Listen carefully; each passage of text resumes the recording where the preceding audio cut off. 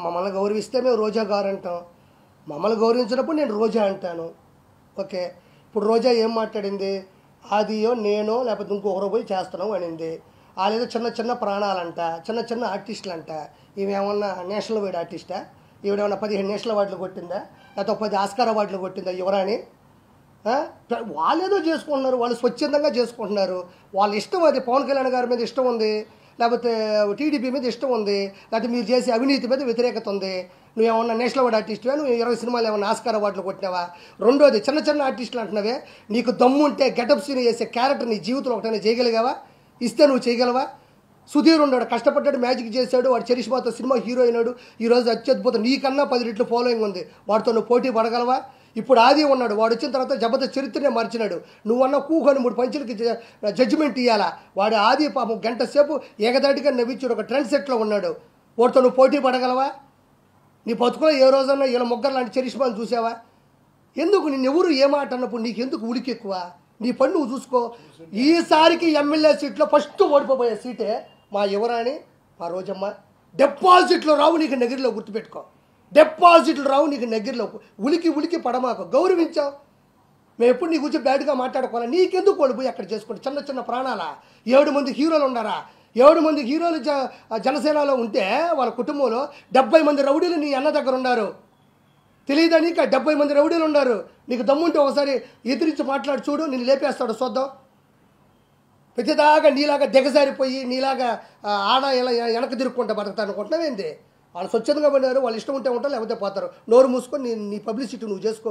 నువ్వు చేసినా ఓడిపోతావు, చేయకపోయినా ఓడిపోతావు. నటుకుమారని చెప్పినట్టు జనసేన కన్నా వచ్చి అక్కడ మద్దతు బలుకు, బాగుంటుంది. నువ్వు నీ బతుకు.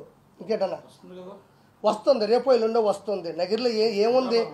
నేను వచ్చిన నగిరికి నీ వల్ల నేను ఎదవనైపోయినాడా? ఏముంది నగిరిలో నువ్వు చేసిన అభివృద్ధి?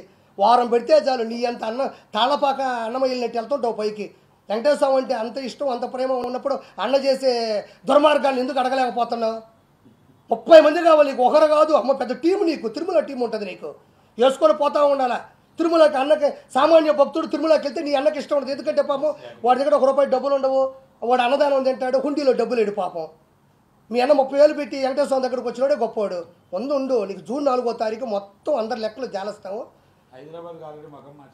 హైదరాబాద్ మారుతుంది. జగన్మోహన్ రెడ్డి లండన్ అని పెట్టుకున్నాడు. ఎందుకంటే అదే లండన్లో విజయమాల్య ఉన్నాడు, దొందే 2 ఒకటే, ఆడికి పోతాడు. మా విజయసాయిరెడ్డి ఉన్నాడు, ఏమిరెడ్డి గారి ఇంటర్వ్యూ కూడా బేకలని విజయసాయిరెడ్డి ఏటు ఏమన్నా ఏమిరెడ్డి ప్రభాకర్ రెడ్డి గారికి పైన విజయసాయిరెడ్డి దిగినాయంటే మీ అతి చేష్టాలు, మీ ఆకురు చేష్టాలు కాబట్టి ఏమన్నా చేయగలరా మీరు? ఎవరికి? ఓహో, మనోడు అందుకే మొన్న అంటున్నాడు కాలేజీ రూమ్ అంటున్నాడు.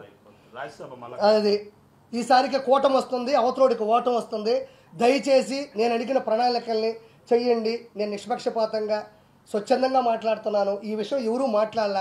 మన మతాన్ని మనం కాపాడుకుందాం. దయచేసి మన హిందుత్వాన్ని కాపాడుకుందాం. పైన లడ్డు ఇంత ముందులాగా ఉండాలా, అన్నదానం బాగుండాలా, ప్రపంచంలో నలుదిక్కులు వచ్చే వాళ్ళకి అన్ని ఫెసిలిటీస్ ఇవ్వాలా, అందరికీ ఉండాలా, అన్ని మతాలు బాగుండాలా. ఇది నేను మాట్లాడింది. ఈ మా అన్న నాకు ఖచ్చితంగా సీఎం రేసులో ఉన్నారు, గెలవాలా. 145 నుంచి 150 సీట్లు. నేను అనుకున్న పద్ధతిలో ఎక్కువ మాట్లాడాలి. ప్రతిసారి పింఛన్లే, రోడ్లు బాగుపోయిన పర్లే మాకు పింఛన్ ఇచ్చాడు. మా ఇంట్లో ఎవరికన్నా ఉద్యోగం లేదు అయినా 3,000 పింఛన్ ఇచ్చాడు. మా ఇంట్లో మా పిల్లోడు మనవుడు గంజాయి తాగుతున్నాడు అయినా నాకు పింఛన్ ఇచ్చాడు. పింఛను. ఒక కుటుంబంలో ఒక 5 మంది ఉంటే ఒక ఆవిడే ముసలావిడ ఉంటుంది, మిగతా 4గురికి కూడా పింఛన్ ఇవ్వనప్పుడు నీ పింఛన్ కుటుంబం అంతా కాపాడుతుందా? ఇప్పుడు నువ్వే ముసలావు ఉన్నామా, నువ్వు డబ్బులు తీసుకునేవో, రేపు నీ బాగాలేకపోతే అంబులెన్స్ వచ్చింది, రోడ్డు బాగలేదు, ఆ రోడ్లో నేను అంబులెన్స్ తీసుకోపోతే పోయి చచ్చిపోయినావు. రోడ్లు బాగాలేవు, నీ పింఛన్ డబ్బులు నేను కాపాడుతుందా? అంబులెన్స్ వేగానే వేస్తుందా? నువ్వు ఏమైనా ఫ్లైట్ వేసుకుని వెళ్ళగలవు 3,000కి? నీ 3,000 కాదు, గుర్తుపెట్టుకో. నీ మనవరాలు చదువు కావాలా, నీ మనవుడు ఉద్యోగం కావాలా, అవతల వాళ్ళకి జాబు కావాలా, నీ ప్రాణం కూడా బాగుండాలా. ఒక్క పింఛన్ వల్లే కుటుంబాలు బాగుండవు. స్వార్థం తగ్గించుకొని అన్ని డిపార్ట్మెంట్ చెక్ చేసుకోండి.